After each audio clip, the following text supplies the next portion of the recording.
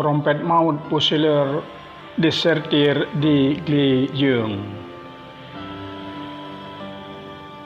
Pada suatu malam tanggal 15 Mei 1897, pasukan Belanda dengan kekuatan penuh ingin menyergap pertahanan sekelompok pejuang Aceh di dekat sebuah bukit yang dipimpin oleh Tengku Cik Ditiro dan Panglima Polim.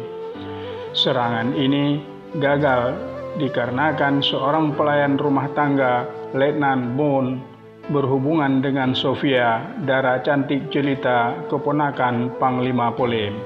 Sofia membocorkan rahasia yang didapatkan dari pelayan tersebut kepada pejuang di atas bukit itu. Serangan mendadak Belanda gagal total dan pasukan Belanda disambut dengan kobaran api peperangan yang dahsyat. Serdadu Belanda pun mati berguguran tumpang tindih. Kapten Schwer terkena tembakan di perutnya. Keesokan harinya dia ditemukan dan masih hidup, sementara Kapten Jacob telah tewas dengan luka tembak di kepalanya. Banyak ofisier yang menderita luka-luka di saat perang sedang berkecamuk, tiba-tiba terdengar suara trompet, "Hentikan menembak." Maka serta-merta pasukan Belanda menghentikan tembak-menembak sejenak. Suara trompet tersebut ternyata berasal dari pasukan Aceh yang ditiup oleh seorang fusilier bernama Powell, orang Belgia yang sudah membelot ke pasukan Aceh itu.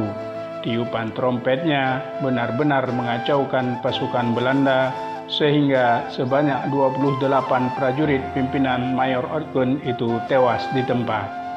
Sementara fusilier Belgia itu juga syahid bersama pasukan Aceh. Barisan pengangkut mayat korban pejuang Aceh merupakan arak-arakan yang sangat mengerikan. Prajurit-prajurit yang mati bergelantungan dalam pikulan. Ke-28 prajurit dan 2 orang kapten yaitu Schwer dan Jacob diangkut ke Indrapuri. 2 kapten tersebut dimakamkan di Pecut, sementara prajurit rendahan lainnya dimakamkan di Indrapuri.